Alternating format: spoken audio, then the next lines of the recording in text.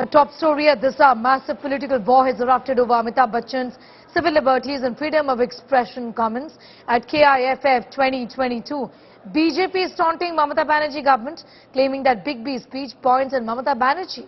The Saffron Party said the legendary actor was referring to post-poll violence and called Mamata a tyrant. BJP IT cell chief Amit Malviya took a jibe on Mamata Banerjee over Arijit Singh singing Rang De Tu Mohe Gerua at the event and said Bachchan and Arijit reminded Mamata Banerjee that the future Bengal is saffron. Director Vivek Agnihotri also took an indirect jibe at the actors. Meanwhile, BJP also slammed the TMC for not sending an invite to actor Mithun Chakravarti and making Shah Rukh Khan the brand ambassador instead of Saurav Ganguly. TMC's hit back and said the actor used the stage to denounce the BJP. Director Mahesh Bhatt has also attended the event.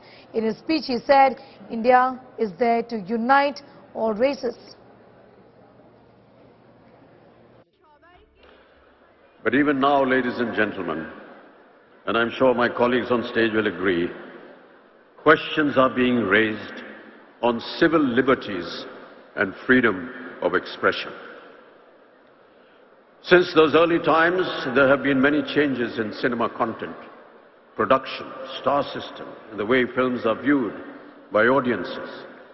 Subjects have also been vastly varied.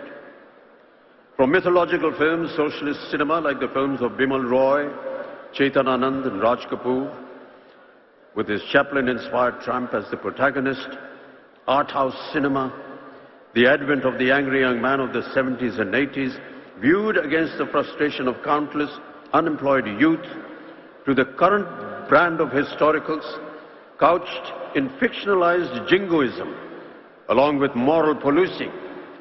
The range has kept audiences reflecting on the politics and social concerns of our times through single screens, videos, multiplexes, and now the burgeoning OTT. Keeping in mind the new world order brought about by the COVID-19 pandemic, ladies and gentlemen, we will have to take into account how films are going to be made and watched in the near future. Perhaps the clue lies in the works of our timeless cinema maestros. Nearer home, there may be pointers in Satyajit Ray's cinema which reveal a politically and socially conscious and often prescient vision of Bengal, India, and humanity. Manik Das films, while remaining culturally rooted in Bengal, speak on universal themes like the immortal Apu trilogy.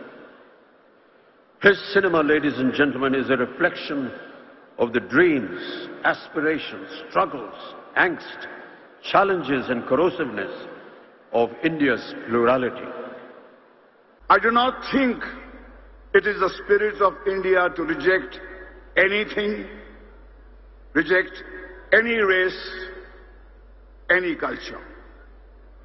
The spirit of India has always proclaimed the idea of unity. The ideal of unity never rejects anything, any race or any culture. It comprehends all.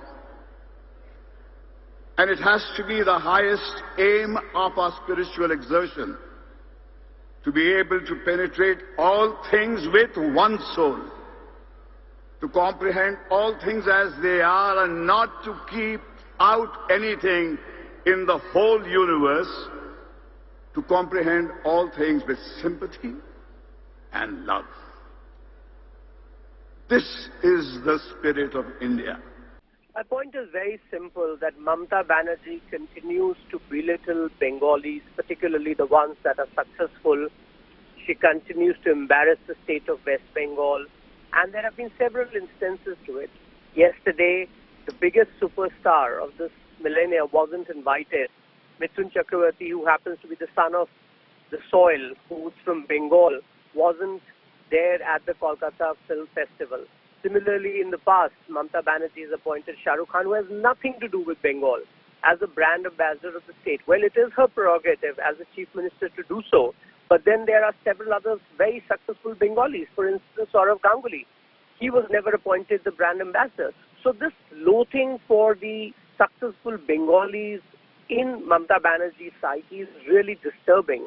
And this belittling that goes on every now and then has to be called out.